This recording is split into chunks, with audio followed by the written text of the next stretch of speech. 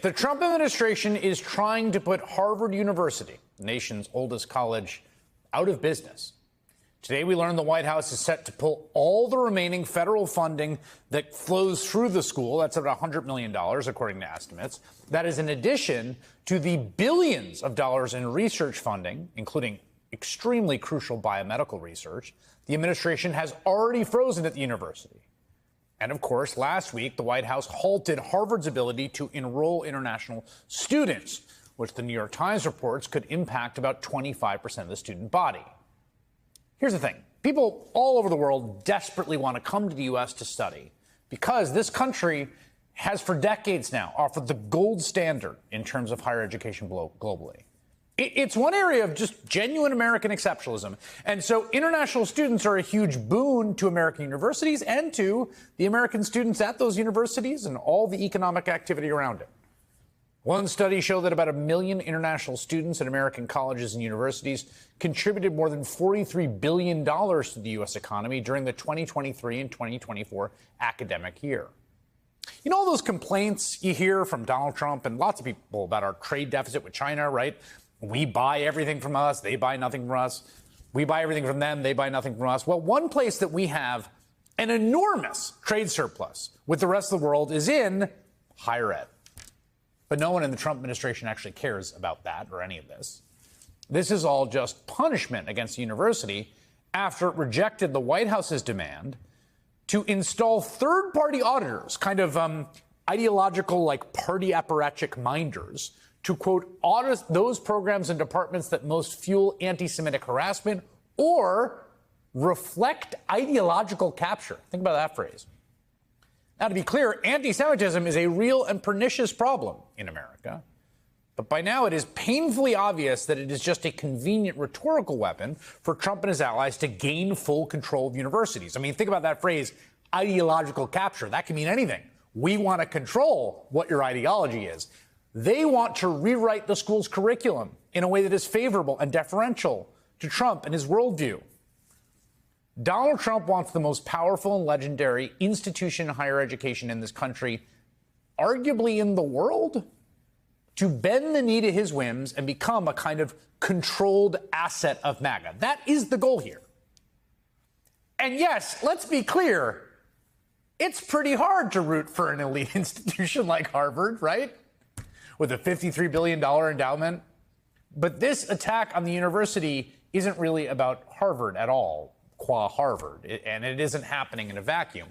It is the latest escalation in the administration's ongoing day-by-day battle, and this is going to sound hyperbolic, but I really believe it, to destroy all independent sources of knowledge and fact-finding in our free and open society. As the writer Adam Serwer put it in his latest piece, The Atlantic, by destroying knowledge, Trumpists seek to make the country more amenable to their political domination and to prevent meaningful democratic checks on their behavior. Their victory, though, would do much more than that. It would annihilate some of the most effective systems for aggregating, accumulating, and applying human knowledge that have ever existed. Without those systems, America could find itself plunged into a new dark age. To that end, we are seeing the administration run this playbook towards, again, any independent source of authority. The White House has already pulled $400 million in federal grants for Columbia University, for example. It might try to claw back even more money this week after announcing trumped-up charges of civil rights violations against the school stemming from campus protests about Israel's war on Gaza. In a new piece for The New Yorker, Jelani Cobb, the dean of Columbia's journalism school, quotes one expert who taught at both Columbia and Harvard as saying, quote, "I've studied McCarthyism's impact on higher education for 50 years. What's happening now is worse." Cobb adds, quote, "The biggest mistake that some universities have made in responding to the White House has been to presume it is operating in good faith. It is not." But it's not just attacks on higher education. Everywhere you look, Trump and his administration is targeting independent sources of authority that could challenge Trump's actions, that could lead to a pluralistic society with contested views, right? I mean, in addition to day by day eviscerating the U.S.'s best in the world biomedical research, the administration is also undermining existing hard-won knowledge about public health. Today, without citing new evidence or studies, which is key, Health and Human Services Secretary Robert F. Kennedy Jr. apparently overrode his own vaccine advisory committee of experts, right? And announced the government would no longer recommend annual COVID boosters for pregnant women and healthy children. I couldn't be more pleased to announce that as of today, the COVID vaccine for healthy children and healthy pregnant women has been removed from the CDC recommended immunization schedule. Last year, the Biden administration urged healthy children to get yet another COVID shot despite the lack of any clinical data to support the repeat booster strategy in children. That ends today. It's common sense and it's good science. There's no evidence healthy kids need it today. That's just not true. There is quite a bit of evidence, including evidence published by the FDA last year. But they aren't finished with their attacks on public health. In a podcast appearance released today, RFK Jr. threatened to block government scientists from publishing their research in top medical journals like The Lancet and the New England Journal of Medicine. I mean, again, think about this sort of in context holistically. In addition to the moves against public health and schools and higher education, we're also seeing this escalation day by day of Trump's attacks on us, news media. Probably best exemplified by the president's $20 billion lawsuit against CBS News over an interview 60 Minutes held with then-candidate Kamala Harris. First Amendment experts call the lawsuit meritless, but Paramount, which owns CBS, is already in settlement negotiations. In response, President and CEO of CBS News, Wendy McMahon, resigned, as did the executive producer of 60 Minutes, Bill Owens. Earlier this month, journalist Scott Pelley, who has been at 60 Minutes for more than 2 decades, delivered this warning at a recent commencement address for graduating students at Wake Forest University in North Carolina. Why attack universities? Why attack journalism? Because ignorance works for power. First, make the truth seekers live in fear.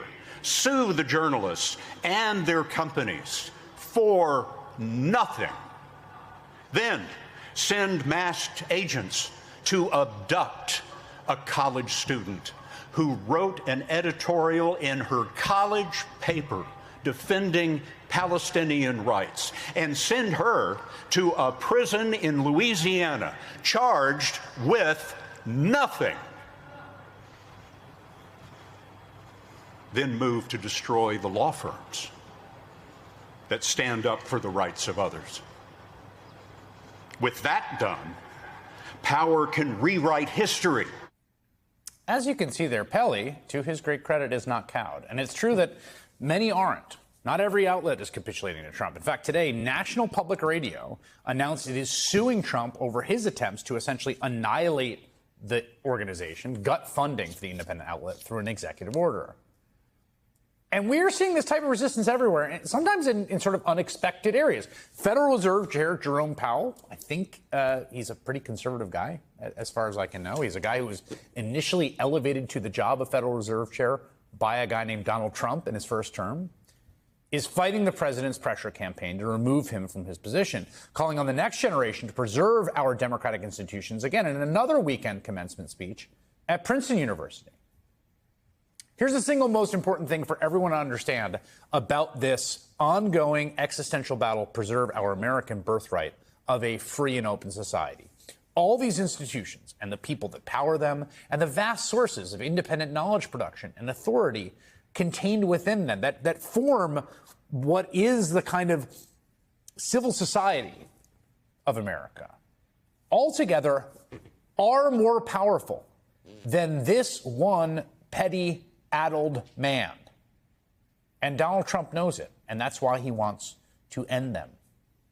And the real silver lining here, and there is one, is that Trump's attacks are so reckless and so baseless and transparent, they have left our independent institutions with no choice but to fight back.